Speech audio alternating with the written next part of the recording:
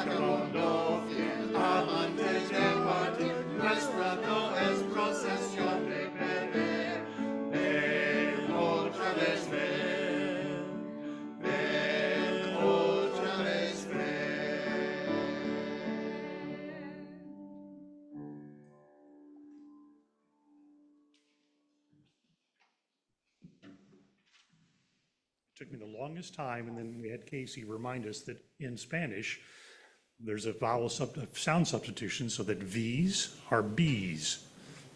Just like you never see anybody say jalapeno, it's jalapeno. So in this case, ben, ultra best ben.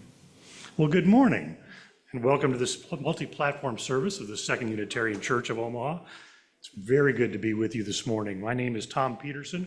My pronouns are he and him.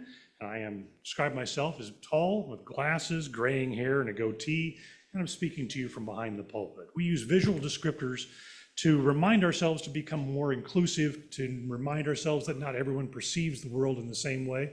We have some folks who are joining us on Zoom who may not have their screen right there visible to us. They may be just listening in.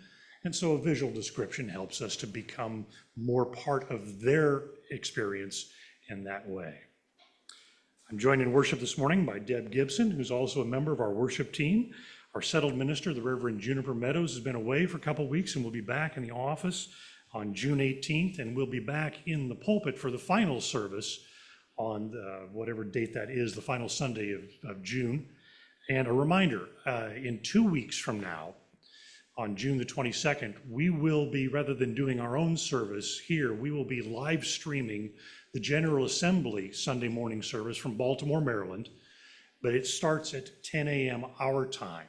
So we'll have the links on the website if you're joining by Zoom remotely. We'll be streaming it from here in the sanctuary, but show up at 10 o'clock that Sunday rather than 10:30 if you don't want to miss the first half. General Assembly worship service on Sunday is phenomenal. And for me, it's a special treat because a very dear friend of mine, the Reverend Omega Burkhart, is one of the co-leaders of the service this year at General Assembly. So one other thing also to put on your calendars to mark a special occasion coming up in September. On the September the 13th, which is a Saturday, 2 o'clock, we will have our official installation service for Reverend Meadows. After 2 years of having called, from the time we called her, we've decided to finally make it official. So you are all welcome to join for that, and we'll also have that live stream for those who are remote. All of us welcome every one of us to our service today, especially those who are searching for a spiritual home. Many of us who are here once were seeking something larger than ourselves to which we could belong, a sense of rootedness to hold us as we create meaning together. And that is why we are here. We always need to find new and better ways of making meaning together. In this congregation, we strive not for perfection, but for authenticity and connection. Whether it's your first time with us in worship or your 100th time, whether you've been coming since our founding 50 years ago, and we will celebrate our 50th anniversary next year, next May. You are welcome. We hope that you will find questions to stretch you, people to befriend you, and liberal religious values that challenge you to join us in loving boldly, living justly, and welcoming radically. Our congregation practices whole family worship, and we work to be radically welcoming and accessible to people of all ages and abilities. You are encouraged to move your body as you need to be comfortable during the service. If you need to get up and stretch, if you need to take advantage of the restrooms that are out there in the foyer, you can do so. We've got some activity bags. We've got fidget toys to occupy your hands. Some people find that it helps to have something to do to burn off that energy. I find that too myself. And there's no age limits on any of that.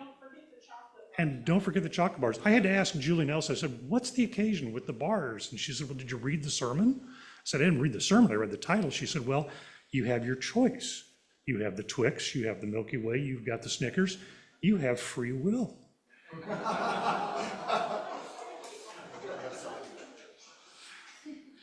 Our worship theme for the month of June is freedom, and Deb is exploring the topic, reconsidering free will and expanding our compassion. So it's our first act of worship this morning. Let's turn and greet one another. For those on Zoom, you're invited to unmute yourselves and join in. Welcome. I wonder if some of you were wishing for chocolate this morning. So I'd like to start with a little experiment. When you came into church today, most of you had the opportunity to choose one of 3 chocolate bars. Maybe you took 2, maybe you took 1. No judgment. If you haven't had a chance, they're back there on the counter in our coffee area. So you can get up and get one anytime. Now, I bet some of you have already eaten yours. Some of you may be thinking about getting another one, maybe a different one this time. Some of you may be planning to save it for later. Some of you may have decided to save it for later, but can't stop thinking about it. You might as well just eat it. I don't want you distracted from the words of wisdom I'm going to impart. My question today is, what's influencing your decisions? Are you in charge? Does your conscious mind have the agency over what you do? Are you exercising your free will? Are you giving in to your most primitive desire for sustenance and pleasure? Today we are considering free will, reconsidering free will. What if I told you there's no such thing as free will? That your conscious mind has nothing to do with whether you already ate the candy bar or are saving it for later. There were so many other factors that they override the ability of your conscious mind, your ability to exercise free will. Genetics, epigenetics, the development of your brain. What has happened to you throughout your life? What is happening to you biologically today? What's happening to you at this moment? Your hormone levels, your blood sugar, a shortage of dopamine. Maybe when someone cut you off in traffic this morning. Maybe you had a close call and you're still shaken by it. Let's go further back. Did your grandmother show you love by giving you sugary treats and candy? Further back, how long did your mother wait while you were crying in your crib? How long did she wait to pick you up? Further back, what was happening during your development in the womb? Did your mother eat fish with mercury? Did she play music for you? Let's look way, way, way back. Were your ancient ancestors hunter-gatherers? Were they farmers or nomadic herders?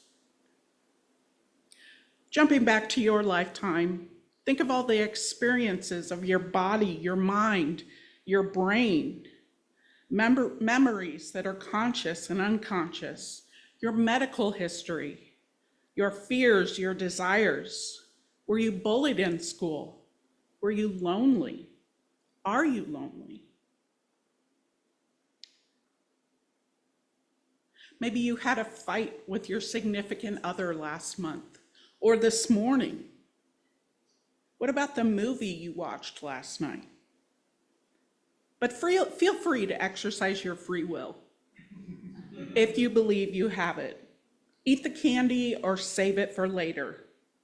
Take another one. Don't take one at all. Take 3. No judgment here. What happens in your brain when you made that decision? Is it an unconscious decision? Is it mediated by your conscious mind? Is it influenced by all you know, what you know about blood sugar, what you know about how your brain experiences pleasure? How much willpower do you have? Today, as we consider free will, I'll talk about some of the fields that people who debate free will come from. It's people from many, many fields, but spoiler alert, I apologize to anybody who comes expecting some philosophical debate, some religious debate, ancient, modern. I'm just a girl who loves science. And when I wander to science.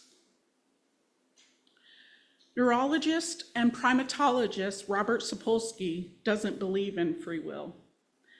He cites a study about sentences imposed by judges and what the main factors influencing their decisions were. It turned out, all things being equal, the biggest determining factor in their decision was how long it had been since the judges had something to eat. Maybe that's affecting your decision today. Maybe you rushed out of the house and didn't have time for breakfast. The judges were more likely to give jail time before lunch and probation after lunch. Same crime, same circumstances, same race of the defendants. But if the judges looked back, they'd give an explanation. They'd give logic to their decisions. But did they apply that after their decisions, or were they thinking about it when they made the decisions? Snickers is one of the choices back there, and they based a whole ad campaign on this idea. Are you hangry? Did factors beyond your control affect the decision, or did you exercise your free will? Neuroscientist Benjamin Libet performed an experiment in the early 80s where participants were instructed to decide when to push a button. He monitored their brain activity with an EEG and asked them to note the position on a screen with an image somewhat like a clock. Note the position of the dot when they were conscious of their decision, when they believed they made their conscious decision. He found that the activation of the movement in the brain occurred 500 milliseconds before the dot on the screen was in the position the participant said it was when they decided to push the button. Despite some obvious flaws in his experiment, many took his results to disprove free will. But that's not the way he saw it. He said, the tendency to push a button may be building up for 500 milliseconds, but the conscious mind retains the right to veto any action at the last moment. End of quote. So we may not have free will, but we have free won't. Back to the chocolate bars. Did any of you feel you had the impulse but experienced your veto power? We might call this willpower, as in all you need to lose weight is willpower. All you need to stop drinking or stop taking drugs is willpower. We've gotten to the point in our society where we now believe addiction is a brain disorder and people need treatment, not willpower or punishment. We haven't gotten there on weight yet. So maybe you're someone like me who struggles with their weight. Maybe you worry about someone judging you when you take the candy bar. Maybe you hear a voice inside your head saying something like, "Girl, that's the last thing you need to be doing. You just need some willpower." With that social attitude, it's easy to understand why there's so much hatred in our society for people who are overweight. Even hatred inside the minds of those, self-hatred inside the minds of those who do struggle with their weight. Speaking of hate, societal hate of the other races, other cultures, other countries, people from other countries, even the popular kids hating the nerds. May that, at least in part, be fueled by our collective societal belief in free will. Many conservatives in our country believe that we live in a meritocracy, where everyone has an equal chance to excel. Even those in poverty may believe this to be true. And in believing their free will can take them out of their situation, or at least their children further up the societal ladder, don't they blame themselves for their circumstances? Don't they harbor at least some self-hate?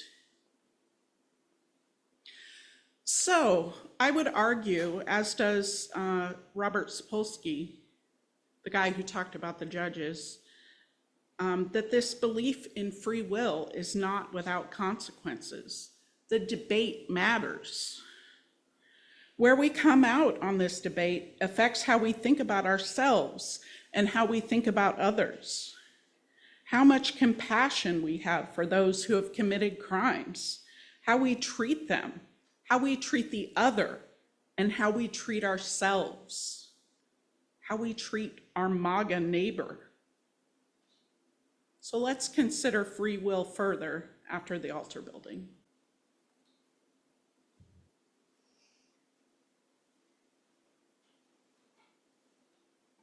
Thank you, Deb. Looking forward to part 2. And Deb mentioned altar building.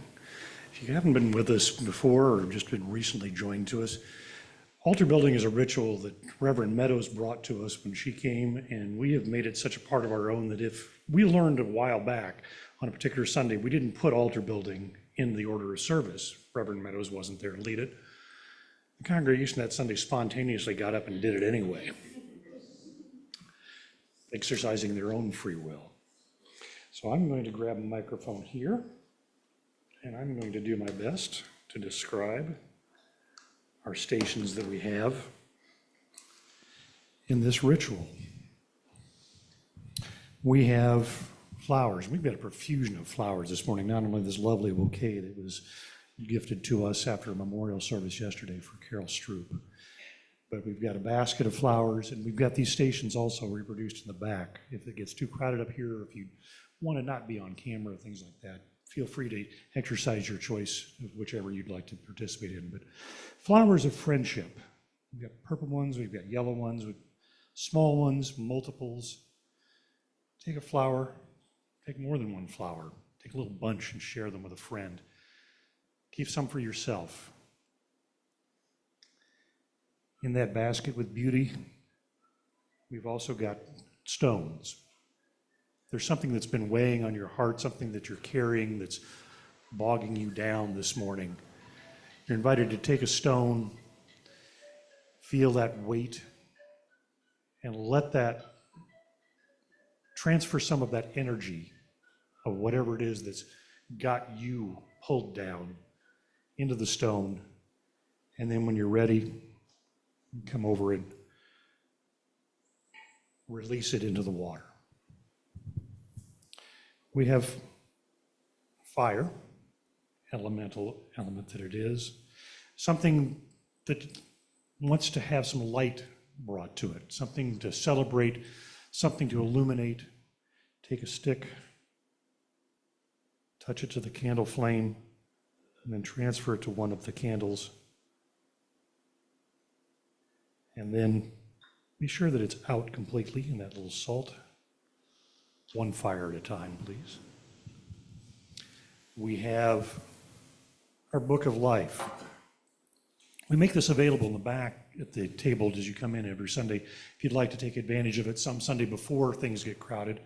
But to record a thought, a wish, something that you'd like to have shared aloud during our spoken prayers of the people at the end of altar building, something that's on your mind. And for the folks on Zoom, we've opened up the chat, and that becomes your virtual book of life, and we will share those as well.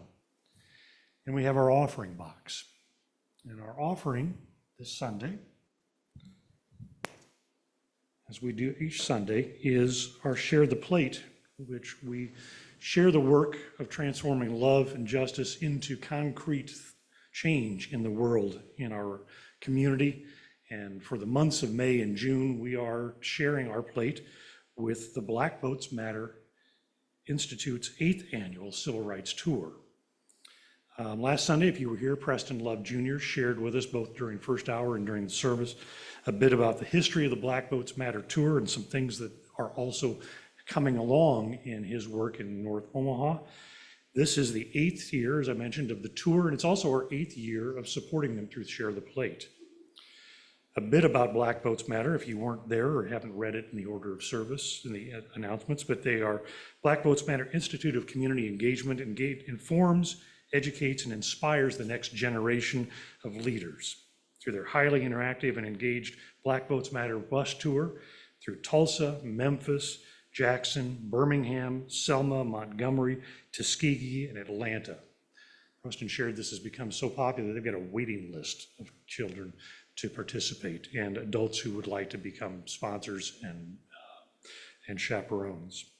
Our donations contribute to their being able to provide scholarships for youth to attend, and while focusing on the next generation of youth for sustained change, the Black Votes Matter Institute also conducts year-round voter education, registration, and get out the vote initiatives. Their work is centered on raising the quality of life for all, with an emphasis on the economically disadvantaged, diverse, and multi-ethnic populations. So we have provided multiple ways to make contributions. We have the offering box. You can do cash. If you write a check, please write on the memo line, Share the Plate, so that we can honor your wishes and have that donation given to that worthy cause. If you're like me, you don't carry cash, you don't have your checkbook and haven't for years, when you get home, you can write a check and mail it into the church, or you can use the QR code that we've got in the order of service to hit our website, or just go directly to the website, 2uomaha.org, and there's a donate button at the top. Multiple ways to make a contribution. And so with that, I invite you to rise as you wish, to go about this place and make yourselves part of our altar building ritual. I am nowhere near the spontaneous creator of prayers that Reverend Meadows is, so I turn to these words from D. Scott Cooper. We bow our heads in order to imagine not one path, but many. We imagine a path forward for those who cannot imagine any path forward because of poor health, because of financial hardship, family crises, other roadblocks that we cannot begin to understand or to imagine.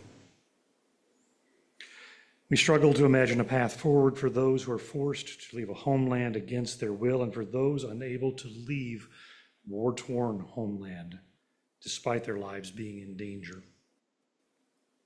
We imagine a path forward for those who leave their homes to make a better life for their families elsewhere. May we be a welcoming presence along that path toward hope and a shelter for those who are endangered when they arrive here. We come together to imagine a path forward for those of us despairing because we do not seem to know our country or our neighbors, despite the fact that we have not moved at all. May we be the good that we are hoping to find as we travel side by side down the path toward hope. We imagine a path forward for those who feel lonely. May we take one another's hands as we walk the path toward community. Truly, as we know, as we imagine these ways forward, we take one another's hands, the paths will lead to hope. The roads will lead to beloved community, and arc will bend toward justice because we have dared to travel with love in our hearts. Hear now these prayers offered by those among us this day on their journey. We have another reading this morning. This one is by the Reverend Rebecca C. Beckett Coppola. It's called Letting Go of Certainty. Let go of the idea that you know what breathing should feel like. Just notice the breath as it moves in and out of the body. Let go of certainty. Be with the breath as it is. Allow openness. Allow curiosity. Notice the mind. Each thought that arises, allow openness. Don't judge your mind or your experience. Be loving in your curiosity about each thought. Let go of certainty. Let go of any idea about what you should be thinking. Accept your thoughts exactly as they are.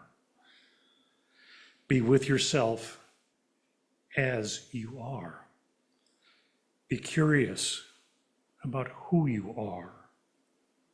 Love how you are in the world.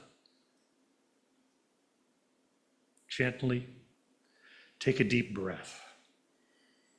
Maybe even a big sigh. And now re-enter the present moment and the stream of your life. Letting go. I might talk about that later. So back to the free will debate. Do we have it? Let's start where I started. It was one of my heroes, Neil deGrasse Tyson, who lured me into this particular internet rabbit hole. I believe it was a Star Talk episode, a live Star Talk episode.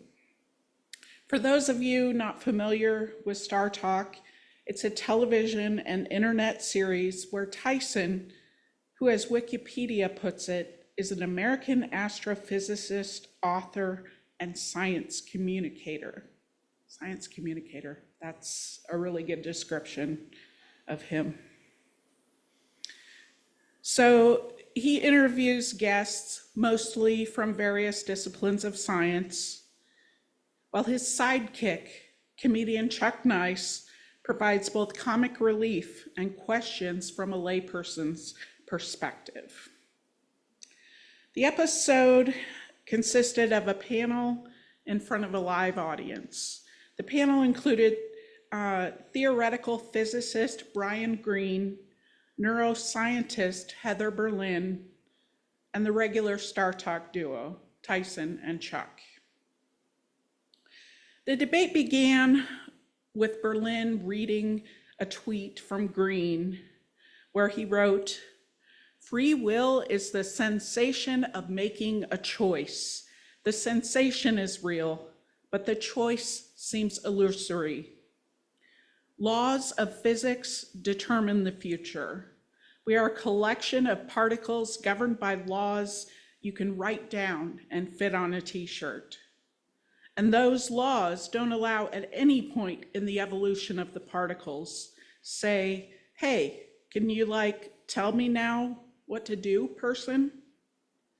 They just determine the future based on what things were like in the past.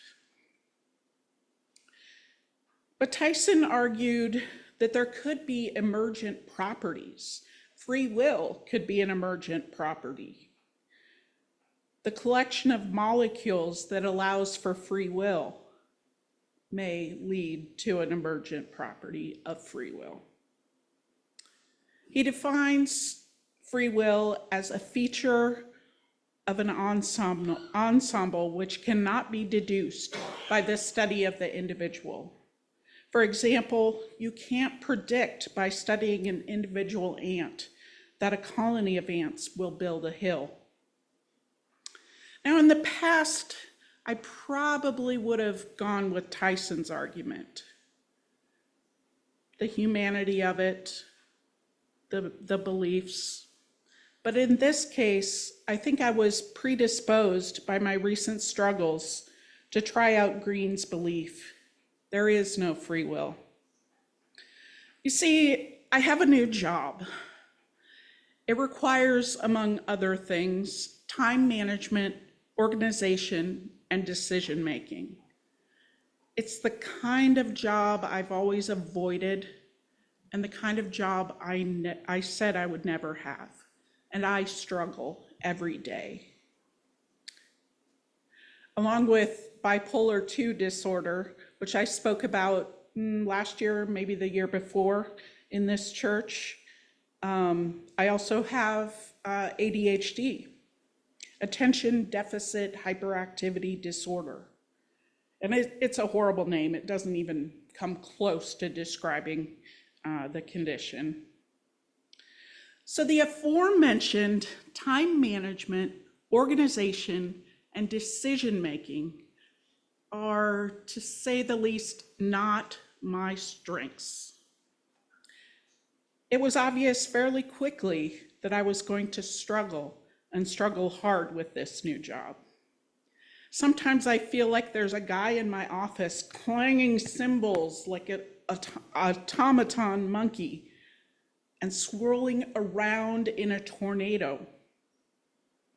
So I knew I needed to do something, try something, anything to get me on track and stay on track. I was determined to will myself into managing my time and improving my organization and decision-making skills. I needed a book. My search for a book took me to this book, which I was going to hold up, but I forgot it. Not my fault, ADHD. But in the book was something that really made me feel better about my life, about how my life has gone. And it was a list of things that people with ADHD are more likely to experience. If I can remember right, it talks about people with ADHD being more likely to go to prison, more likely to have a pregnancy in young life, more likely to carry debt. And the one I'll add, this wasn't on there, but more likely to have your water and gas shut off by MUD when you forgot to pay the bill for several months. I mean, I forgot to put it on the actual budget. I did do a budget, which is pretty good for me. So the list from the book was still fresh in my mind when I heard Brian Greene's argument. And the argument stuck with me. I rolled it around in my head for weeks. Soon I tried out believing I had no free will. I was testing Greene's hypothesis on myself, and I stopped struggling so hard. I let go of guilt and self-judgment. I lived with the supposition that I had no free will. But after a while, I thought that I was changing my behavior in destructive ways. I was thinking less about what I ate, how long I slept in the morning, how hard I tried to get out of bed. And I gave in to the desire one Saturday afternoon to take a nap. Was my behavior changing for the worse? I feared it was. Although I didn't want to throw out Green's theory altogether, I thought there was something I wasn't considering. Now, this was about 2 weeks ago. And as I wrote this last night, another ADHD thing, I realized looking back that my behavior hadn't really changed that much. Sure, I wasn't thinking so much about what I ate, but I was still eating fruit and salads and chicken breast and vegetables. I did eat Nutty Buddies too, but I tend to do that anyway when they're in the house. If they're there, I tend to eat them. And sure, I did get to work after 10 o'clock one day, but that was far from the first time that had happened in the past year. I try to make it there by 8:30, but I'm in charge of my hours on Monday, Wednesday, Friday. And even though I can't remember the last time my supervisor beat me to work, I felt pretty crappy about it most of the time.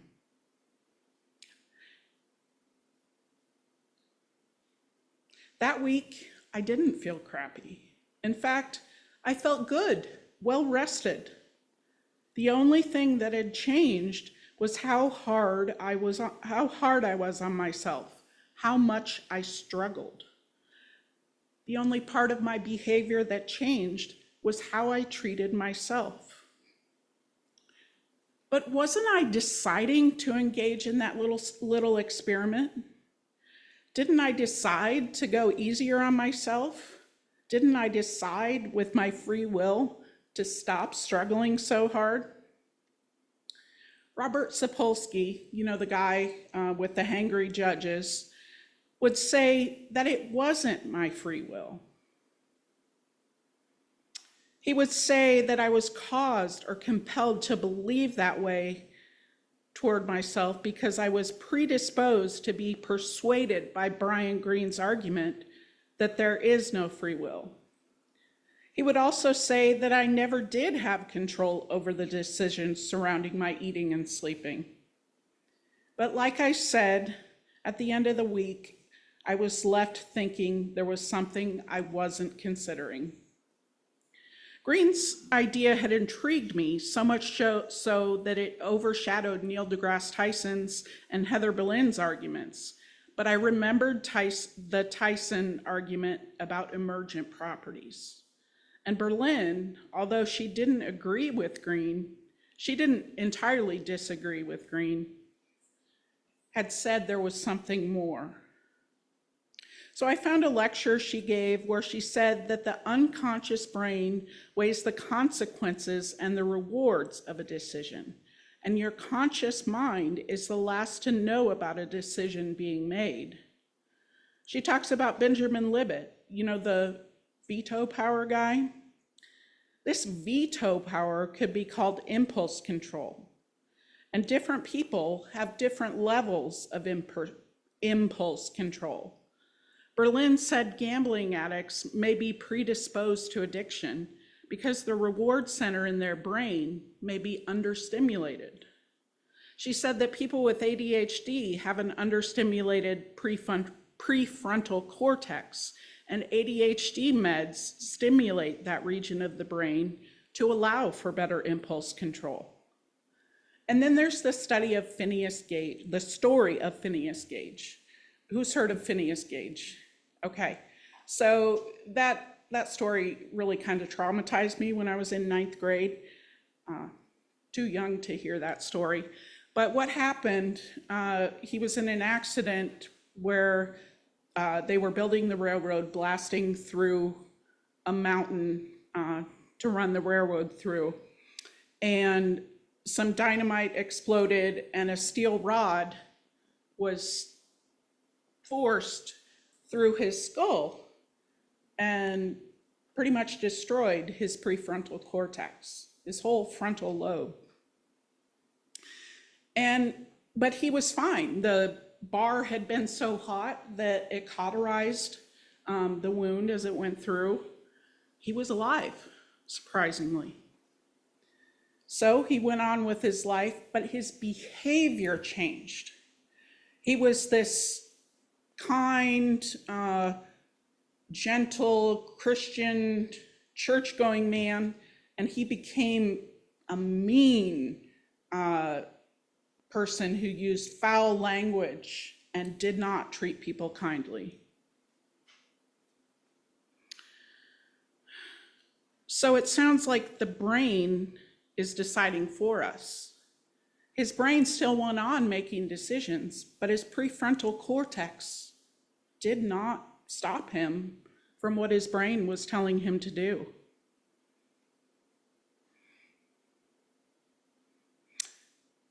And we don't have free will, it seems, but we have free won't. As Libet said, we have the right to veto any decision our brain makes if we have a strong prefrontal cortex. The idea that different people have different degrees of impulse control carries some pretty serious implications. Robert Sapolsky and Neil deGrasse Tyson agreed on this. A Star Trek episode where Tyson interviewed Sapolsky.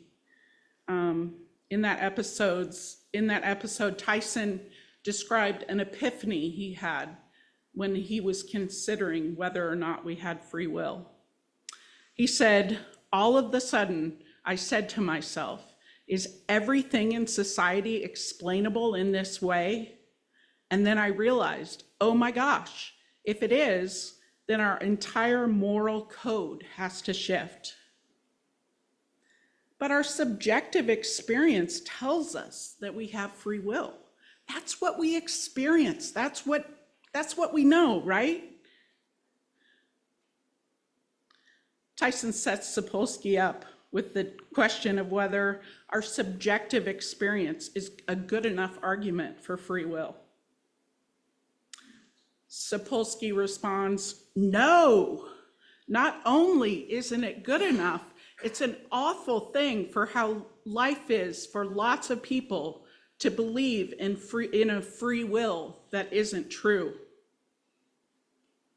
He explains how harmful it is to give somebody a sense that they had control over how things turned out. If it's true that free will doesn't exist,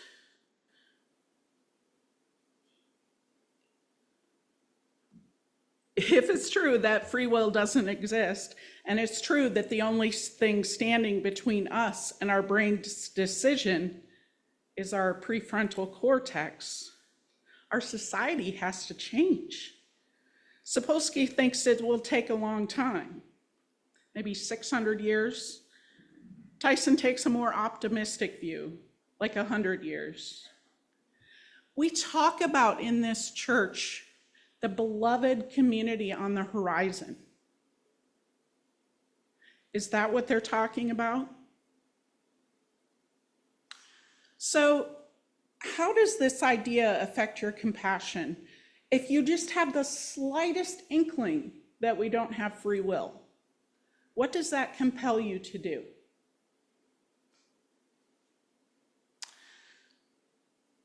There are some statistics about individuals who are incarcerated.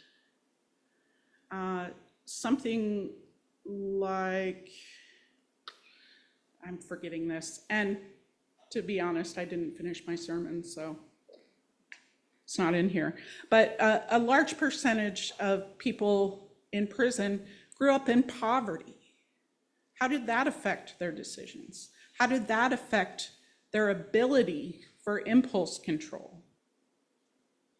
A lot of people are in prison because of crimes related to drugs. Drugs and alcohol can take away your impulse control. Did you know that even thinking about being aggressive subdues your prefrontal cortex? It reduces that blood flow, the activity. And being hungry, having low blood sugar, this part of your brain is expensive. It takes a lot of energy. So maybe that's why the judges didn't respond with restraint while giving out those sentences before lunch. So think about what this means. Think about that beloved community on the horizon. A world where we don't punish our prisoners for retribution, but treat them in kind ways that truly rehabilitates them, not cruel prisons that are overcrowded, where people are afraid. How can we make this world a better place with more compassion? Even compassion for our MAGA neighbor. Now, I'm not here to tell you what to do. Someone reminded me that a good sermon doesn't tell you what to do, but makes you think about it. So please take away this thought. Maybe, just maybe, we don't have free will.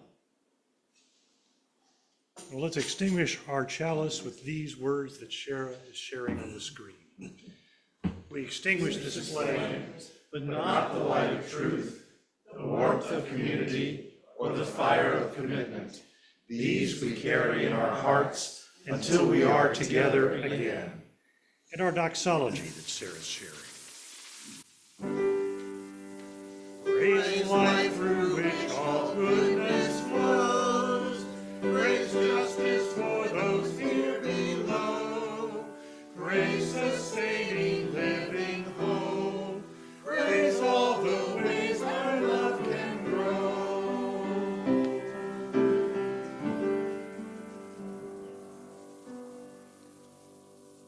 I'll close with these words by Reverend Scott Taylor. May we escape the expectations of others. May we put down our regrets about the past and our worries about the future, so we can make our way back to the abundance found in the here and now. May we slip through the bars built by the cruel voices in our heads. May we walk through those doors that were never locked in the first place. And in fighting for the freedom of others, may we find our own.